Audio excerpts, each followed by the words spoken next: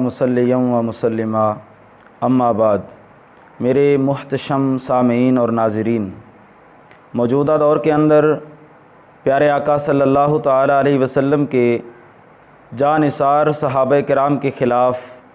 کافی زیادہ طعن و تشنیع کا بازار گرم کیا جاتا ہے، اور بالخصوص سیدنا صدیق اکبر رضی اللہ تعالیٰ عنہ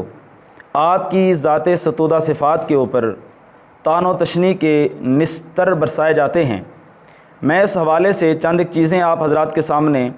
مختصر انداز میں طلباء کے لیے اور عوام الناس کے لیے رکھنا چاہتا ہوں، کیونکہ اس حوالے سے کافی سارے دوستوں نے رابطہ کیا۔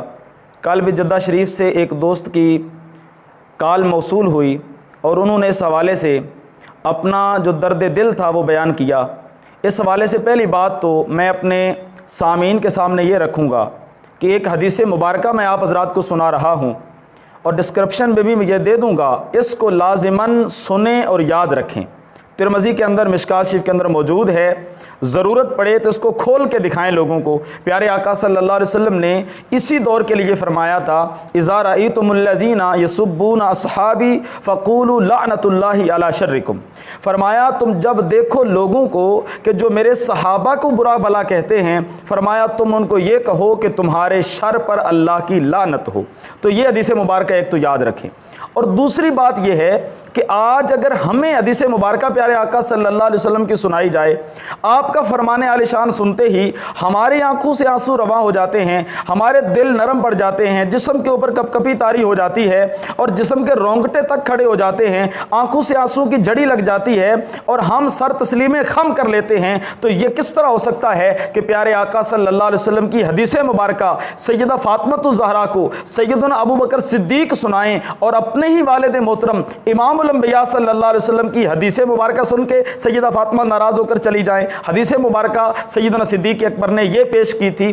جو نظریہ تھا، فرمایا نحن معاشر الانبیاء لا نرث ولا نورث ما ترکناہ صدقہ۔ فرمایا پیارے آقا صلی اللہ علیہ وسلم نے کہ ہم انبیاء کا جو گروہ ہے، ہم نہ کسی کے دنیاوی مال کے وارث ہوتے ہیں، نہ ہم دنیاوی مال وراثت میں چھوڑ کے جاتے ہیں، جو ہم چھوڑتے ہیں وہ صدقہ ہوتا ہے۔ تو عرض کرنے کا یہ مطلب ہے کہ یہ حدیث مبارکہ سیدنا ابو بکر صدیق نے سنائی، تو پیارے آقا صلی اللہ علیہ وسلم کا فرمان عالی شان سن کے سیدہ فاطمہ الزہرا کا ناراض ہونا یہ ثابت ہی کیسے ہو سکتا ہے، جبکہ سیدنا صدیق اکبر تو پیارے آقا صلی اللہ علیہ وسلم کا فرمان عالی شان سنا رہے تھے اور اس کی روشنی میں فیصلہ کر رہے تھے۔ اور یہ فرمان صرف ہماری کتابوں میں ہی نہیں، شیعہ حضرات کی جو کتاب فروع کافی ہے اس کے بھی صفحہ 17 پہ پیارے آقا صلی اللہ علیہ وسلم کی یہ حدیث مبارکہ موجود ہے۔ اور تیسری بات جو میں آپ حضرات کے سامنے عرض کروں گا وہ یہ ہے کہ اگر یہ حدیث مبارکہ نہ ہوتی، یوں شرعی مسئلہ نہ ہوتا، تو سیدنا صدیق اکبر رضی اللہ تعالیٰ عنہ کے لیے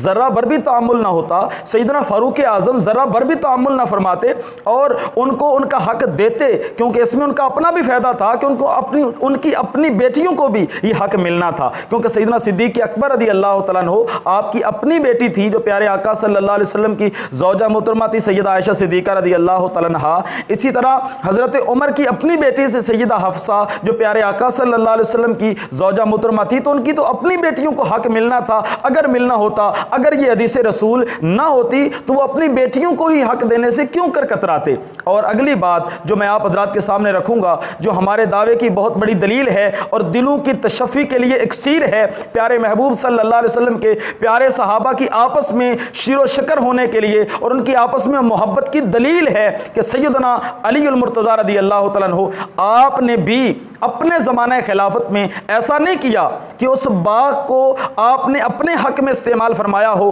یا اہل بیت کے حوالے کر دیا ہو، ایسا نہیں ہوا، بلکہ سیدنا علی المرتضیٰ رضی اللہ تعالیٰ عنہ آپ نے بھی اس کا اسی طرح استعمال کیا جس طرح پچھلے 3 خلفاء نے اور پیارے آقا صلی اللہ علیہ وسلم نے جس طرح استعمال فرمایا تھا۔ اور یہ اس بات کی دلیل ہے کہ پیارے آقا صلی اللہ علیہ وسلم کے استعمال کے مطابق پچھلے 3 خلفاء کرام کا استعمال درست تھا۔ اگر درست نہ ہوتا تو مولا علی المرتضیٰ اس کو ضرور جب خلیفہ بنے تھے اپنے حق میں استعمال فرماتے۔ ان کا استعمال نہ کرنا خلفائے ثلاثہ کے عمل کو قائم رکھنا خلفائے ثلاثہ کے دعوے کے سچے ہونے کی دلیل ہے۔ والسلام علیکم ورحمۃ اللہ وبرکاتہ۔